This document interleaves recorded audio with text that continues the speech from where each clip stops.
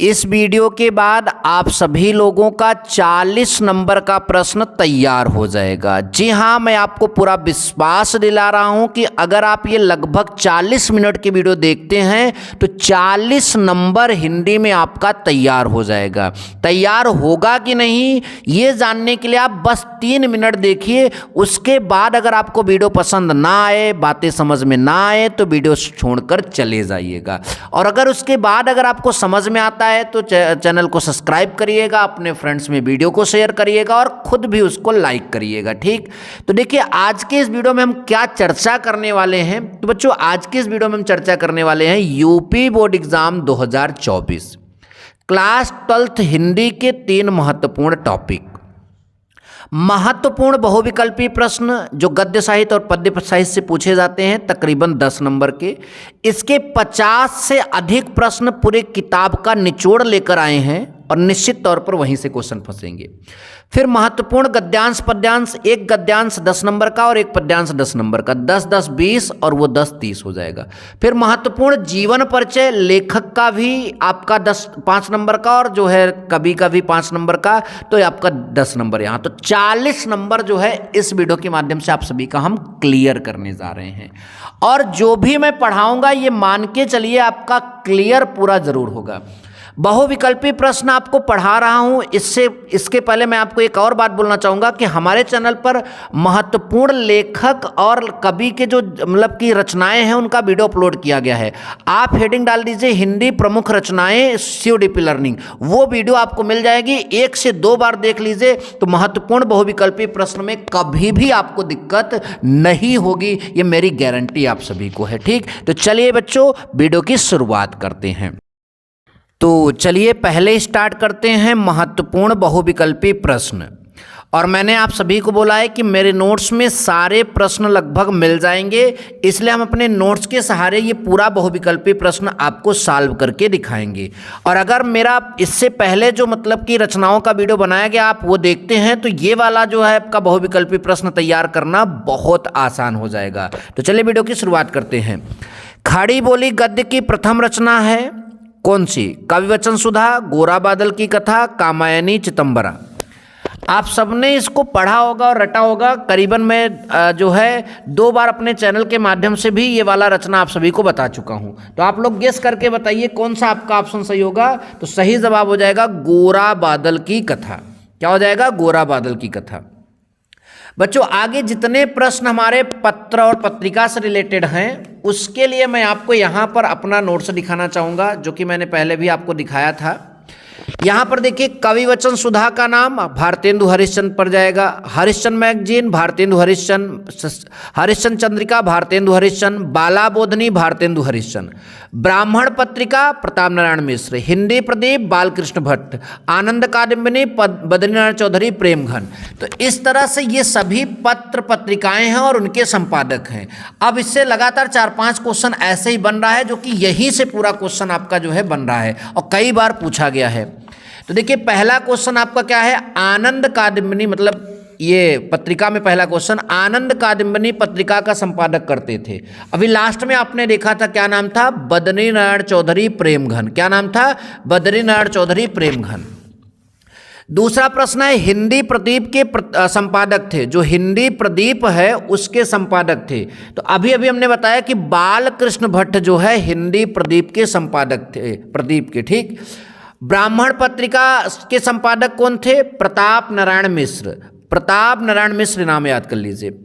अगला क्वेश्चन है बच्चों हिंदी का पहला मौलिक उपन्यास। तो देखो मेरा ये नोट्स देखो, यहाँ पर फिर से ये चीज़ मिल जाएगा।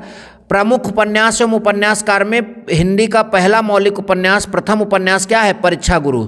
कौन से लेखक हैं? इनके कौन लेखक हैं? लाला श्रीनिवास दास। ठीक, तो हिंदी का पहला मौलिक उपन्यास जो है वो परीक्षा गुरु है। समझ में आया? आगे चलते हैं बच्चों।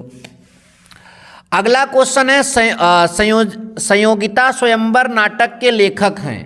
जो संयोगिता स्वयंवर नाटक है उसके लेखक कौन हैं, यहाँ पर हम सभी को बताना है। तो हमारे पास कई ऑप्शन है जिसमें से एक ही ऑप्शन आपका सही होगा। सही जवाब हो जाएगा श्रीनिवास दास। संयोगिता स्वयंवर नाटक के लेखक श्रीनिवास दास जो हैं संयोगिता स्वयंवर नाटक के क्या हैं? लेखक हैं।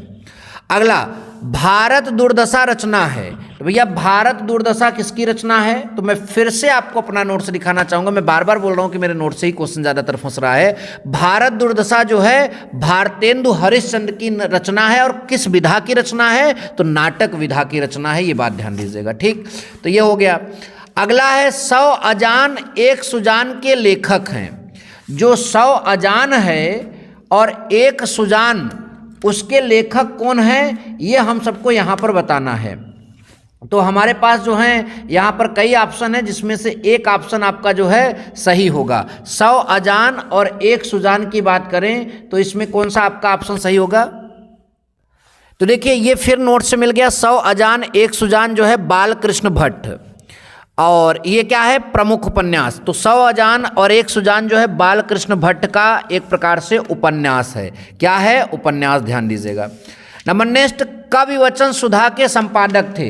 अभी हमने बताया कि कवि वचन सुधा के संपादक भारतेंदु हरिश्चंद्र, क्योंकि 3 जो पत्रिकाएं हैं, ब्राह्मण के प्रताप नारायण मिश्र, हिंदी प्रदीप के बालकृष्ण भट्ट और आनंद कादम्बिनी के बद्रीनारायण चौधरी प्रेमघन।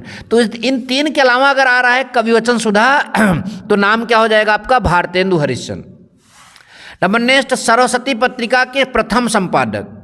तो सरस्वती पत्रिका के जो प्रथम संपादक हैं वो श्याम सुंदर दास हैं। सरस्वती पत्रिका के संपादक नहीं पूछ रहा है, प्रथम संपादक की बात कर रहा है, तो वो कौन है? श्याम सुंदर दास। ध्यान दीजिएगा। और सरस्वती पत्रिका है किस युग की है? तो द्विवेदी युग की है। कौन सी युग की है? द्विवेदी युग की है। ध्यान दीजिएगा। अच्छा, आगे चलते हैं। सरदार पूर्ण सिंह किस युग के लेखक हैं? सरदार पूर्ण सिंह जो हैं वह किस युग के लेखक हैं? तो इसका सही जवाब हो जाएगा कि सरदार पूर्ण सिंह जो हैं वह भी आपके द्विवेदी युग के लेखक हैं। कौन से युग के लेखक हैं? द्विवेदी युग के लेखक हैं। नंबर नेक्स्ट, चिंतामणि के रचनाकार हैं। जो चिंतामणि है इसके रचनाकार कौन हैं? आप सभी को मालूम होना चाहिए कि चिंतामणि जो है एक प्रकार का निबंध संग्रह है, और यह किसका है? तो आप सभी को मालूम होना चाहिए आचार्य रामचंद्र शुक्ल का। अगला, हिंदी एकांकी का जनक माना जाता है। तो हिंदी एकांकी का जनक किसे माना जाता है? डॉक्टर राम कुमार वर्मा को। डॉक्टर राम कुमार वर्मा हिंदी की एकांकी के क्या हैं? जनक। अगला प्रश्न है स्कंदगुप्त नाटक के लेखक का नाम। तो जाहिर सी बात है आप सभी ने इसको पढ़ा जरूर होगा, बहुत इंपॉर्टेंट मतलब कि क्वेश्चन है। स्कंदगुप्त नाटक के लेखक जो हैं जयशंकर प्रसाद हैं। स्कंदगुप्त चंद्रगुप्त, ध्यान दीजिएगा। हंस नामक पत्रिका का संपादन कौन करते थे? मुंशी प्रेमचंद। ध्यान दो, ये भी पत्रिका का संपादन किए हैं। हंस नामक पत्रिका का संपादन प्रेमचंद का उपन्यास है। तो इसमें से प्रेमचंद का उपन्यास कौन सा है, ये हम सभी को यहाँ पर जो है बताना है। तो प्रेमचंद का उपन्यास जो है कौन सा है, आप ध्यान दीजिए। तो इसका सही जवाब हो जाएगा आपका गोदान। प्रेमचंद, आपने पढ़ा होगा, बहुत इंपॉर्टेंट है। प्रेमचंद का उपन्यास कौन सा है? गोदान। अगला, ध्रुव स्वामिनी नाटक के लेखक हैं। जो ध्रुव स्वामिनी नाटक है उसके लेखक जयशंकर प्रसाद, बहुत इंपॉर्टेंट। जयशंकर प्रसाद की जितनी रचना है सब याद कर लीजिए, बोर्ड एग्जाम में बहुत बार पूछा जाता है, ठीक। रामचंद्र शुक्ल द्वारा लिखा गया निबंध। तो कविता क्या है? ये रामचंद्र शुक्ल द्वारा लिखा गया निबंध है। पृथ्वी पुत्र और माता भूमि नामक निबंध संग्रह के रचनाकार। पृथ्वी पुत्र और माता भूमि नामक निबंध संग्रह के रचनाकार कौन है? वासुदेव शरण अग्रवाल। बाण भट्ट की आत्मकथा के लेखक। जो बाण भट्ट की आत्मकथा है इसके लेखक का क्या नाम है, यहाँ पर हम सभी को बताना है। तो बाण भट्ट की आत्मकथा के लेखक का नाम जो है हजारी प्रसाद द्विवेदी। क्या? हजारी प्रसाद द्विवेदी, याद कर लीजिए। अगला है विचार प्रवाह के लेखक हैं। जो विचार प्रवाह है उसके लेखक का नाम हमको यहाँ पर बताना है। विचार प्रवाह के लेखक का नाम, तो इसका भी सही जवाब होगा आपका विचार प्रवाह का भी हजारी प्रसाद द्विवेदी। देखो, बाल भट्ट की आत्मकथा का भी जो मतलब कि नाम है, लेखक है वो आपका जो है हजारी प्रसाद द्विवेदी, और विचार प्रवाह के भी लेखक जो हैं वो हजारी प्रसाद द्विवेदी हैं। भारत की एकता के लेखक हैं। जो भारत की एकता है उसके लेखक का नाम हमें यहाँ पर बताना है। तो हमारे पास कई ऑप्शन है जिसमें से एक ऑप्शन आपका जो है सही माना जाएगा, और वो कौन सा ऑप्शन है यहाँ पर हमको ढूंढकर बताना है। तो इसका सही जवाब होगा वासुदेव शरण अग्रवाल। क्या होगा? वासुदेव शरण अग्रवाल। अगला है वासुदेव शरण अग्रवाल की रचना है। तो ये देखो, आपने पढ़ा जरूर होगा वगधारा। वाग्धारा जो है वासुदेव शरण अग्रवाल की रचना है। निम्नलिखित में हजारी प्रसाद द्विवेदी की रचना है। तो हजारी प्रसाद द्विवेदी जी की जो रचना है वो विचार और वितर्क, ये ध्यान दीजिए, विचार और वितर्क जो है हजारी प्रसाद द्विवेदी की रचना है और ये बहुत इंपॉर्टेंट रचना है, याद करके ही जाइएगा। नेक्स्ट क्वेश्चन है अज्ञेय की रचना है। जो अज्ञेय थे उनकी रचना इसमें से कौन सा है, आप सभी को यहाँ पर बताना है। तो इसमें सही जवाब जो होगा शेखर एक जीवनी अज्ञेय जी की रचना है। ठीक, नंबर नेक्स्ट है निम्न में हरिशंकर प्रसाई का निबंध संग्रह है। हरिशंकर प्रसाई का जो है निबंध संग्रह है, तो क्या जवाब, इसका जवाब होगा तब की बात और थी। तब की बात और थी हरिशंकर प्रसाई जी की रचना है। नंबर नेक्स्ट है आवारा मसीहा नामक जीवनी की विधा के, मतलब आवारा मसीहा नामक जो जीवनी है इस विधा की रचना के लेखक का नाम। तो आवारा मसीहा किसने लिखा था, यहाँ पर हमें बताना है। तो विष्णु प्रभाकर की रचना है, बहुत इंपॉर्टेंट है, ध्यान दीजिएगा। देखिए कलम का सिपाही मैं बार बार बोलता हूँ, जीवनी विधा की रचना के लेखक अमृत राय मुंशी प्रेमचंद के लड़के हैं, मैं बार बार बोलता हूँ।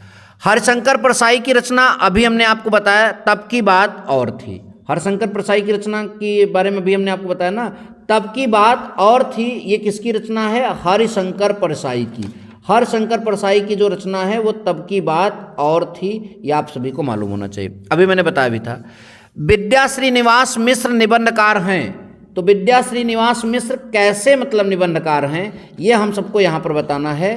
तो ये ललित निबंध, क्या आपका आएगा, ललित निबंध के निबंधकार हैं। विद्या श्रीनिवास दास जो हैं वो ललित निबंध के निबंधकार हैं। अगला बहादुर कहानी के लेखक, जो आपका बहादुर कहानी है उसके लेखक का नाम हमको यहाँ पर जो है बताना है कि बहादुर कहानी के लेखक का नाम जो है क्या है। तो आप सबने पढ़ा ज़रूर होगा कि बहादुर कहानी जो है अमरकांत द्वारा लिखी गई थी। किसके द्वारा, अमरकांत द्वारा। अगला है कर्मनाशा की हार कहानी के लेखक। कर्मनाशा हार की कहानी का लेखक जो है शिव प्रसाद सिंह है। क्या भूलूं क्या याद करूं, आप सबको मालूम होना चाहिए, क्या भूलूं क्या याद करूं किसकी रचना है। तो ये आपका जो है किस विधा की रचना है, तो ये आत्मकथा। भाई आप कुछ भूलेंगे और कुछ याद करेंगे, तो ऐसा कहाँ पर होगा, आत्मकथा में। तो ये आपका किस विधा की रचना है, आत्मकथा। अगला हमारा प्रश्न है कि गद्य की किस विधा में काल्पनिक प्रसंगों का स्थान नहीं है। तो भैया गद्य की कौन सी विधा है जिसमें काल्पनिक चीज़ें नहीं लिखी जा सकती, आत्मकथा। कोई व्यक्ति अपनी आत्मकथा लिखेगा या कोई व्यक्ति दूसरे की आत्मकथा तो वैसे लिखेगा नहीं, जब भी आत्मकथा लिखेगा तो कल्पना करके नहीं लिख सकता, क्योंकि उसके जीवन में जो घटा होगा वो सत्य बात होगी। तो यहाँ पर काल्पनिक प्रसंग का स्थान आत्मकथा में नहीं होता। अपनी खबर पांडे वेचन शर्मा उग्र जो है इसको लिखे हैं, किस विधा की रचना है। तो अपनी खबर आप किस में लिखेंगे, आत्मकथा में ही लिखेंगे, तो ये आपका हो जाएगा। नंबर नेक्स्ट, गद्य विधा की दृष्टि से, जो गद्य विधा है उसकी दृष्टि से आपका वोल्गा जो है, वोल्गा से गंगा, ये जो है क्या है, ये वोल्गा से गंगा यहाँ तक रहेगा, ये क्या है, तो ये एक कहानी है। अजात शत्रु किस विधा की रचना है, जो अजात शत्रु है वह किस विधा की रचना है, हम सबको यहाँ पर बताना है। तो अजात शत्रु जो है एक नाटक है और ये जयशंकर प्रसाद का नाटक है। अगला चंद्रकांता संतति, चंद्रकांता संतति जो है कृति किस विधा की है। तो चंद्रकांता संतति जो है ये उपन्यास है। नीर का निर्माण फिर रचना की विधा है। तो नीर का निर्माण फिर जो है यह किस विधा की रचना है, तो इसका जो है ये आत्मकथा है, ध्यान दीजिएगा कैसा है, आत्मकथा। अब कुछ प्रश्न हम यहाँ पर लेने वाले हैं जो कि पद्य साहित्य से है, बहुविकल्पी प्रश्न, आप इसको भी क्लियर करके जाइए। अगर आप क्लियर करके जाते हैं तो ये बात ध्यान दो बच्चों, आपको यहाँ बोर्ड एग्जाम में अच्छे अंक प्राप्त करने से कोई भी नहीं रोक पाएगा, कोई भी ऐसा नहीं है जो आपको रोक पाए। तो हिंदी का प्रथम कवि किसे माना जाता है, सरहपा, मोरबपा नहीं, सरहपा, ध्यान दीजिए। खालिक बरी के रचयिता, जो खालिक बरी एक जो मतलब आपका रचना है उसके रचयिता का यहाँ पर हमको क्या बताना है, नाम। खालिक बरी के रचयिता का क्या बताना है, नाम बताना है। तो आप सबने पढ़ा जरूर होगा, बताइए कौन सा इसमें से सही होगा, खालिक बरी के रचयिता। तो सही जवाब होगा अमीर खुसरो। खालिक बरी के रचयिता अमीर खुसरो हैं। नेक्स्ट क्वेश्चन है, हिंदी साहित्य के आदिकाल के लिए चारण काल नाम दिया। तो हिंदी साहित्य के लिए आदिकाल के लिए जो है चारण काल जो है नाम किसने दिया था? राम कुमार वर्मा ने। किसने? राम कुमार वर्मा ने। ध्यान दीजिएगा, इन्हें ही हिंदी एकांकी का जनक भी कहते हैं। नेक्स्ट प्रश्न है, हिंदी का प्रथम महाकाव्य माना जाता है। जो हिंदी का प्रथम महाकाव्य है वो किसको माना जाता है? पृथ्वीराज रासो को। पृथ्वीराज रासो जो है हिंदी का प्रथम महाकाव्य माना जाता है। अगला, हिंदी साहित्य के आदिकाल के लिए बीज वपन काल नाम दिया। तो बीज वपन काल किसने नाम दिया? आचार्य महावीर प्रसाद द्विवेदी ने।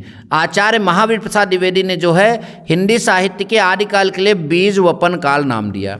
नंबर नेक्स्ट है, अष्टछाप के कवियों का संबंध भक्ति काल की किस शाखा से है? तो अष्टछाप के जो कवियों का संबंध है वो भक्ति काल के किस शाखा से है, ये हमें यहाँ पर बताना है। कई ऑप्शन हमारे पास यहाँ पर हैं और एक ही ऑप्शन इसमें से आप सभी को मालूम है सही होगा, वो है कृष्ण भक्ति शाखा। कौन सा? कृष्ण भक्ति शाखा जो है इसका सही जवाब हो जाएगा। नंबर नेक्स्ट है कि हिंदी साहित्य के किस काल को स्वर्ण युग काल कहा गया? सही जवाब होगा भक्ति काल। क्या होगा? भक्ति काल। ये ध्यान दीजिए, ये स्वर्ण युग काल है। ठीक, ध्यान दीजिए। अगला है, हिंदी साहित्य के किस काल को पूर्व मध्य काल कहा गया? हिंदी साहित्य का ऐसा कौन सा काल रहा है जिसको हम लोग पूर्व मध्य काल के नाम से जानते हैं? तो ये भी आपका सही जवाब होगा भक्ति काल। अगला है, रीतिकाल को श्रृंगार काल का नाम जो है, रीतिकाल जो है आपका, उसको श्रृंगार काल का नाम किसने दिया? तो सही जवाब आचार्य विश्वनाथ प्रसाद मिश्र ने। आचार्य विश्वनाथ प्रसाद मिश्र ने जो है रीतिकाल को श्रृंगार काल का नाम दिया। नंबर नेक्स्ट है, रीत मुक्त काव्य के रचनाकार अर्थात कवि हैं। जो रीत मुक्त की बात करें तो रीत मुक्त में दो नाम आता है, धनानंद और बोधा ठाकुर। तो इसमें धनानंद और बोधा ठाकुर दोनों हैं, तो ये दोनों ऑप्शन यहाँ पर सही हो जाएंगे। ठीक, रीतबद्ध काव्य धारा के कवि नहीं है। तो देखो ये सब रीतबद्ध के कवि हैं, तो जिसमें आपका भूषण है, बिहारी हैं, आचार्य केशवदास हैं। यहाँ पर जहाँ पर हमने जो है भिखारी मतलब कि यहाँ पर मतलब मैंने लिखा है भिखारी दास, यहाँ पर धनानंद हो जाएगा। तो धनानंद जो है वो रीतबद्ध के जो हैं कवि नहीं, वो रीत मुक्त के हैं। तो यहाँ पर एक्चुअल में ऑप्शन धनानंद था, तो यहाँ पर धनानंद सही हो जाएगा। ठीक, नंबर नेक्स्ट हमारा है, निम्नलिखित में बिहारी ने किस छंद में रचना की? जो बिहारी हैं तो भाई बिहारी सतसई के नाम से दोहा लिखा है उन्होंने। तो बिहारी ने किस छंद में रचना किया है? तो बिहारी सतसई के नाम से जो है उन्होंने दोहा में रचना किया है। किसने किस में रचना किया है? दोहा में। ये ध्यान दीजिएगा। अगला क्वेश्चन हमारा है कि भारत भारती किस रचना जो है की विधा क्या है? तो देखो हम इस समय जो है आपको कविता वाला कॉन्सेप्ट पढ़ा रहे हैं। तो भारत भारती जो रचना है वो आपका जो है क्या माना जाएगा? काव्य माना जाएगा। क्या माना जाएगा? काव्य। ध्यान दीजिए। नेक्स्ट प्रश्न देखेंगे, परिजात किस कवि के गीतों का संकलन है? जो परिजात है वह किस कवि के गीतों का क्या है? संकलन है। इसमें हमारे पास कई ऑप्शन हैं, एक ऑप्शन सही होगा। तो इसका सही जवाब होगा अयोध्या सिंह उपाध्याय हरिऔध। किनका? अयोध्या सिंह उपाध्याय हरिऔध। प्रिय प्रवास काव्य कृति का मुख्य रस है। प्रिय प्रवास नाम क्या है? प्रिय प्रवास काव्य कृति का मुख्य रस है वियोग श्रृंगार। क्या? वियोग श्रृंगार, याद करिएगा।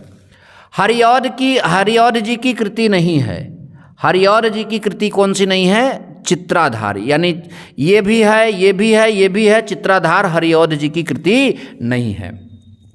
निम्नलिखित में से हरिऔध की रचना नहीं है। तो हरिऔध की रचना कौन सी नहीं है?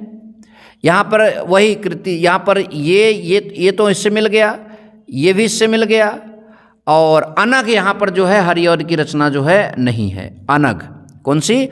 अनग जो है हरिऔध की रचना नहीं है। ध्यान दीजिएगा। नंबर नेक्स्ट प्रश्न हमारा, सुमित्रानंदन पंत को ज्ञानपीठ पुरस्कार उनकी किस रचना पर मिला था? तो ध्यान आपको होना चाहिए, चितंबरा एक ऐसी रचना है जिस पर सुमित्रानंदन पंत जी को जो है ज्ञानपीठ पुरस्कार मिला था।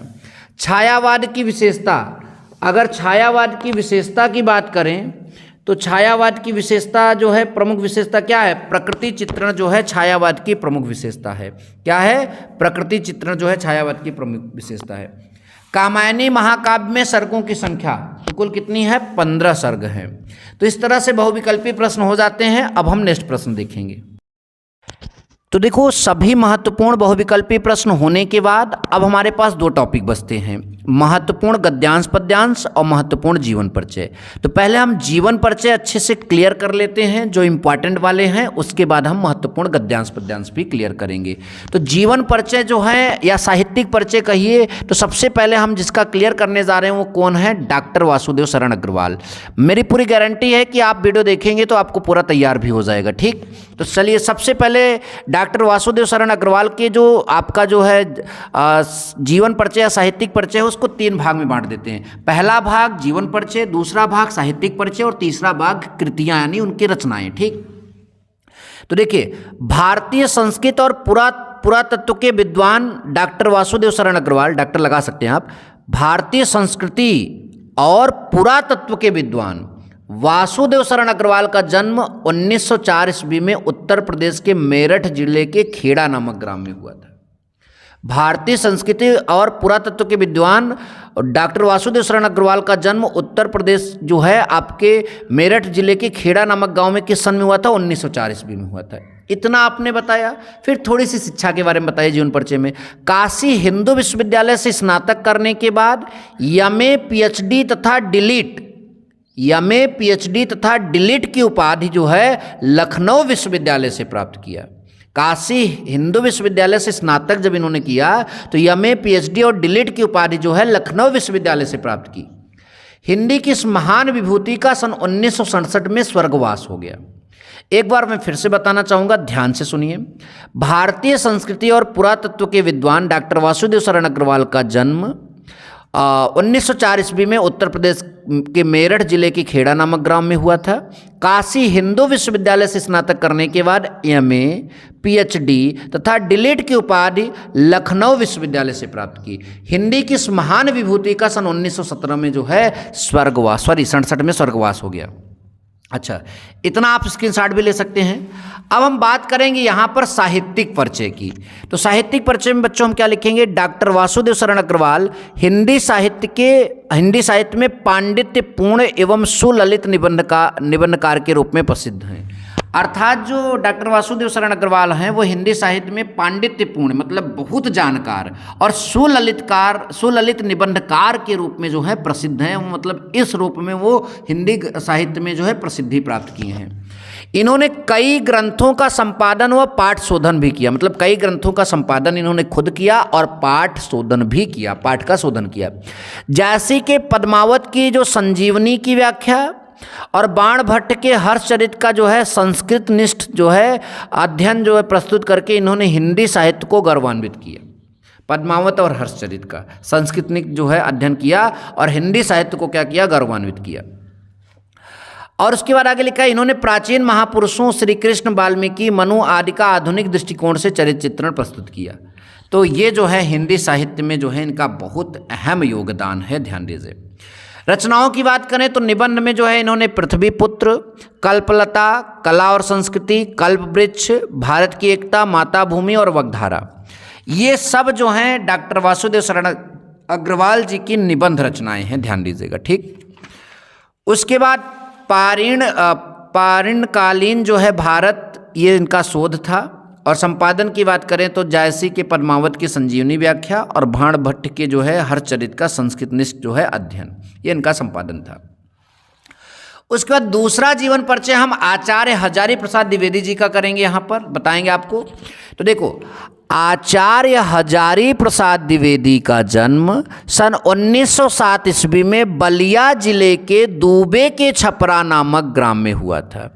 फिर से सुनो, आचार्य हजारी प्रसाद द्विवेदी का जन्म सन 1907 ईस्वी में बलिया जिले के दूबे के छपरा नामक ग्राम में हुआ था। इनके पिता का नाम अनमोल द्विवेदी तथा माता का नाम ज्योतिष्मती था।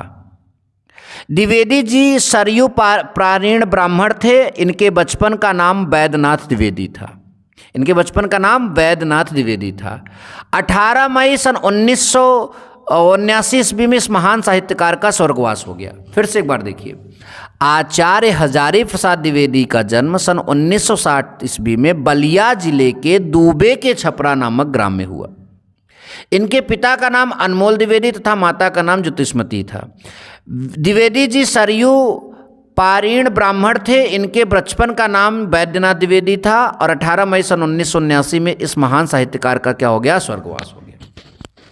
अब साहित्यिक परिचय की बात करते हैं तो आचार्य हजारी प्रसाद द्विवेदी हिंदी साहित्य के अंतर्गत आलोचना तथा निबंध के क्षेत्र में इनका अविस्मरणीय योगदान है। सन 1930 में काशी हिंदू विश्वविद्यालय से ज्योतिषाचार्य की जो है उपाधि तथा सन 1949 में लखनऊ विश्वविद्यालय से डीलिट की उपाधि प्राप्त की।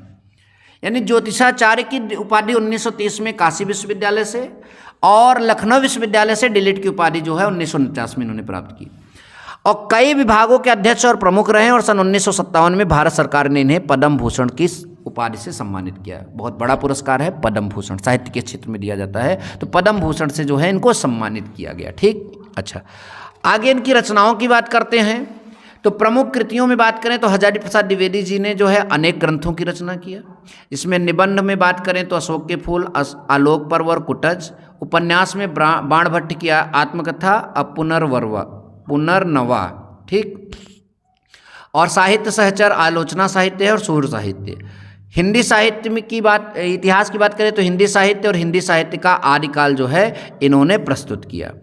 तो ये हो गया हमारे दो लेखकों का जीवन परिचय। अब हम एक जो है कवित्री का जीवन परिचय अर्थात महादेवी वर्मा का जीवन परिचय आपको बताने जा रहे हैं। तो देखो यहाँ पर जो है महादेवी वर्मा जी का जीवन परिचय हम लोग देखेंगे। तो पीड़ा की अमर गायिका और आधुनिक युग की मीरा, पीड़ा की अमर गायिका, आधुनिक युग की मीरा महादेवी वर्मा जी का जन्म फर्रुखाबाद के शिक्षित कायस्थ परिवार में सन 1907 ईस्वी में होलिका दहन के दिन हुआ था। फिर से सुनिए, पीड़ा की अमर गायिका, आधुनिक युग की मीरा महादेवी वर्मा जी का जन्म फर्रुखाबाद के शिक्षित कायस्थ परिवार में सन 1907 ईस्वी में होलिका दहन के दिन हुआ था। इनके पिता श्री गोविंद प्रसाद वर्मा भागलपुर के कॉलेज में प्रधानाचार्य थे। इनकी माता हेमरानी परम विदुषी धार्मिक महिला थी और नाना ब्रज भाषा के एक अच्छे कवि थे। पूरा परिवार पढ़ा लिखा था। इनकी प्रारंभिक शिक्षा इंदौर में और उच्च शिक्षा प्रयाग में हुई। संस्कृत से यमे उत्तीर्ण करने के बाद ये प्रयाग महिला विद्यापीठ में प्रधानाचार्य हो गई और 11 सितंबर जो है सन 1987 को इस महान लेखिका का स्वर्गवास हो गया। तो ये हो गया इनका क्या, जीवन परिचय। अब हम यहाँ पर इनका क्या पढ़ेंगे, साहित्यिक परिचय। तो देखिए महादेवी वर्मा की मुख्य रचना क्षेत्र क्या है, काव्य, यानी उन्होंने काव्य में ज़्यादा रचनाएं की हैं। इनकी गणना छायावादी कवियों में वृहत चतुष्टयी मतलब 4 नाम, 4 कवि प्रसाद, पंत, निराला और महादेवी में होती है। यानी छायावादी कवियों की चतुष्टयी में इनका नाम अग्रणी है, यानी उसमें भी इनका नाम लिया जाता है। काव्य के अतिरिक्त इनकी बहुत सी श्रेष्ठ जो हैं गद्य रचनाएं भी हैं। काव्य के अतिरिक्त इन्होंने गद्य में भी रचना किया है। इन्होंने प्रयाग में साहित्यकार संसद की स्थापना करके साहित्यकारों का मार्गदर्शन भी किया और इनकी साहित्य साधना के लिए भारत सरकार ने इन्हें पद्म भूषण से जो है सम्मानित किया। इन्हें पद्म भूषण भी मिला था। और इनका प्रसिद्ध ग्रंथ यामा पर भारतीय ज्ञानपीठ पुरस्कार, बहुत कम लोगों को मिलता है, इनको भारतीय ज्ञानपीठ पुरस्कार यामा पर जो है मिला है। तो आई होप कि आप सभी को जीवन परिचय भी अच्छे से समझ में आ गया। अब हम एक और टॉपिक जो आपका यहाँ पर बचता है, ध्यान दीजिए, महत्वपूर्ण गद्यांश पद्यांश, वो आपका क्लियर कराते हैं। तो सबसे बड़ा दुख तो इसी का होता है, किसका, गद्यांश और पद्यांश का। बच्चों यहाँ पर जो गद्यांश पद्यांश आपको बताने जा रहा हूँ, केवल एक गद्यांश जो बहुत बार पूछा गया और केवल एक पद्यांश जो बहुत बार पूछा गया है, और भरोसा रखो शायद यही आ जाए। ठीक, तो हम जो गद्यांश आपको बताने जा रहे हैं वो क्वेश्चन हमारे सामने यहाँ पर है पूरा। भूमि का निर्माण देवों ने किया है और आपने इसको एक नहीं कई बार पढ़ा है। हमारे द्वारा भी इसकी व्याख्या ध्यान से सुनिए, आपको पूरा जरूर समझ में आएगा। सबसे पहले जब भी आपके बोर्ड एग्जाम में पेपर में इस तरह का गद्यांश आए, पूरा गद्यांश आप अच्छे से मन लगाकर पढ़िए, पूरा गद्यांश मन लगाकर पढ़िए, एक बार पढ़ लीजिए फिर प्रश्न को देखिए। पहला प्रश्न क्या है, उपर्युक्त गद्यांश के पाठ और लेखक का नाम लिखिए। तो ये गद्यांश भूमि का निर्माण है, राष्ट्रीय की बात की गई है। तो जब राष्ट्र का बात उसमें आ जाए तो मैंने बार बार बोला है कि वो गद्यांश आपका कौन से पाठ का होगा। पाठ का नाम होगा राष्ट्र का स्वरूप और लेखक का नाम होगा डॉक्टर वासुदेव शरण अग्रवाल। फिर दूसरा प्रश्न है रेखांकित अंश की व्याख्या करने का। तो हम यहाँ देखना चाहेंगे कि हमारा इसमें रेखांकित अंश कहाँ से कहाँ तक है। राष्ट्रीयता की जड़ें पृथ्वी में जितनी गहरी होंगी उतना ही राष्ट्रीय भावों का अंकुर पल्लवित होगा। इसलिए पृथ्वी का भौतिक स्वरूप की आद्योपांत जानकारी प्राप्त करना, उसकी सुंदरता, उपयोगिता और महिमा को पहचानना आवश्यक धर्म है। तो राष्ट्रीयता की जड़ें पृथ्वी में जितनी गहरी होंगी, यानी जो व्यक्ति भूमि से जितना ज़्यादा जुड़ा होगा उसमें राष्ट्रीयता उतनी ही ज़्यादा जो है व्याप्त होगी, उसके अंदर राष्ट्रीय भाव उतने ही ज़्यादा अंकुरित होंगे। देखते हैं क्या लिखा है, क्या बोल रहे हैं डॉक्टर वासुदेव शरण अग्रवाल इस बात पर। लिखा है डॉक्टर वासुदेव शरण अग्रवाल के अनुसार राष्ट्रीयता और पृथ्वी का संबंध अटूट और अनिवार्य रूप से आवश्यक है। जो राष्ट्रीयता होती है और पृथ्वी जो होता है, इनका संबंध अटूट और अनिवार्य रूप से आवश्यक है। इसलिए पृथ्वी के साथ राष्ट्रीयता का संबंध अथवा आधार जितना अधिक मजबूत होगा पृथ्वी धरती के साथ, उतना ही अधिक राष्ट्रीय भावनाओं का विकास भी संभव होगा। उतना ही अधिक राष्ट्रीय भावनाओं का क्या संभव होगा, विकास संभव होगा। और जिस राष्ट्रीयता का संबंध पृथ्वी के साथ नहीं होगा वह राष्ट्रीयता निराधार होगी। यानी कोई राष्ट्रीयता की बात करता है और पृथ्वी से नहीं जुड़ा है, वो मिट्टी से नहीं जुड़ा है, तो उसकी राष्ट्रीयता निराधार मानी जाएगी। इस दृष्टि में प्रत्येक का यह परम आवश्यक कर्तव्य एवं धर्म है कि वह पृथ्वी के भौतिक स्वरूप से पूरी तरीके से परिचित रहे, उस साथ ही उसके सौंदर्य, उपयोगिता एवं महत्व की भी अधिकाधिक जानकारी रखे। तो बच्चों ये हो गया रेखांकित अंश की व्याख्या। राष्ट्र भूमि के प्रति हमारा कर्तव्य क्या है, जो राष्ट्र भूमि है उसके प्रति हमारा कर्तव्य क्या है। तो देखिए हमारा सबसे पहला कर्तव्य तो हमें उसके प्रति सचेत होना ही होगा, जागरूक होना ही होगा, जो है उसके प्रति हमारा कर्तव्य है। ध्यान से देखा जाए तो यहाँ पर देखिए लिखा है उसके भौतिक रूप, सौंदर्य और समृद्धि के प्रति सचेत होना हमारा आवश्यक कर्तव्य है। इतना भी लिख देंगे तो आपको नंबर मिलेगा, लेकिन हमने इसी उत्तर को अपने शब्दों में लिखा है। राष्ट्र भूमि के प्रति हमारा आवश्यक कर्तव्य है कि हम राष्ट्र भूमि के प्रति, राष्ट्र भूमि के रूप, उसका जो रूप है, उसकी जो सुंदरता है, उसकी जो समृद्धि है, उसके प्रति सचेत रहें और किसी भी दशा में इस भूमि के रूप एवं सौंदर्य को विकृत ना होने दो, यानी खराब ना होने दे। ये हमारा प्रथम या फिर बोलिए कि जो है एक प्रकार से कर्तव्य है। नंबर नेक्स्ट हमारा है कि किस प्रकार की राष्ट्रीयता को लेखक ने निर्मूल कहा है। अभी आपने पढ़ा कि जो राष्ट्रीयता पृथ्वी से नहीं जुड़ी होंगी वो निर्मूल होंगी। तो यहाँ लिखा है लेखक के अनुसार जो राष्ट्रीयता पृथ्वी के साथ नहीं जुड़ी होती हैं वह निर्मूल होती हैं। अच्छा बच्चों, अगला प्रश्न हम देखना चाहेंगे यहाँ पर जो है, यह पृथ्वी सच्चे अर्थों में क्या है। तो आप देखेंगे तो यह पृथ्वी सच्चे अर्थों में समस्त राष्ट्रीय विचारधाराओं की क्या है, जननी है। राष्ट्रीय विचारधाराओं की क्या है, जननी है। आगे अगला प्रश्न आप सब देख सकते हैं कि भूमि का निर्माण किसने किया है और कब से। तो आप सबने पहले ही पढ़ रखा है भाई, भूमि का निर्माण जो है अनंत काल से देवों ने किया है, या ऐसे लिख सकते हैं देवों ने अनंत काल से भूमि का निर्माण किया है। अगला प्रश्न हमारा है, अगला प्रश्न कि भूमि का पार्थिव स्वरूप के प्रति जागरूक रहने का क्या परिणाम होगा। तो भूमि के पार्थिव यानी उसके जो, उसका जो भाग है, उसका जो मिट्टी है उसके प्रति अगर हम जागरूक रहते हैं तो हम जितने अधिक जागरूक होंगे हमारी राष्ट्रीयता उतनी ही अधिक बलवती होगी, आप सभी को मालूम है। और दो चीज़ का अर्थ इसमें पूछा है, पार्थिव का और आद्योपांत का। पार्थिव का अर्थ होता है पृथ्वी से उत्पन्न या पृथ्वी संबंधी, और आद्योपांत का अर्थ होता है आरंभ से लेकर अंत तक। आरंभ से लेकर अंत तक जो है आद्योपांत का अर्थ होता है। तो बच्चों ये आपका हो गया गद्य का जो है आपकी व्याख्या। अब एक हम पद्य की व्याख्या लेते हैं, बहुत इंपॉर्टेंट है, उसको भी समझते हैं। देखो बच्चों, ये जो है, जो मैंने पद्य से ये रचना लिया है, ये मान के चलो कि शायद आएगा। देखो यहाँ पर लिखा क्या है, मेरे प्यारे नव जलद से कंज से नेत्र वाले, मेरे प्यारे यानी राधा कृष्ण के बारे में बोल रही हैं। नव जलद यानी जैसा नया बादल बनता है उस तरह के कृष्ण हैं। और कंज से नेत्र वाले, इनका जो नेत्र है, ध्यान दीजिए, इनका जो नेत्र है, इनकी शोभा जो है नए बादलों जैसी है और इनका कंज के समान नेत्र है, यानी कमल के समान जो है इनका नेत्र है। तो उनके बारे में यहाँ पर जो है एक स्टेटमेंट, एक जो है पद्य दिया गया है और इससे बहुत सारे प्रश्न हम लोगों से पूछेगा। उपर्युक्त पद्यांश के शीर्षक और कवि का नाम पूछेगा सबसे पहले। तो आप लिखेंगे शीर्षक का नाम पवन दूतिका और अयोध्या सिंह उपाध्याय हरिऔध जो है कवि का नाम होगा। अच्छा बच्चों, प्रथम रेखांकी कंस की व्याख्या यहाँ पर, यानी यहाँ से यहाँ तक जो है प्रथम रेखांकी कंस की व्याख्या बोल रहे हैं।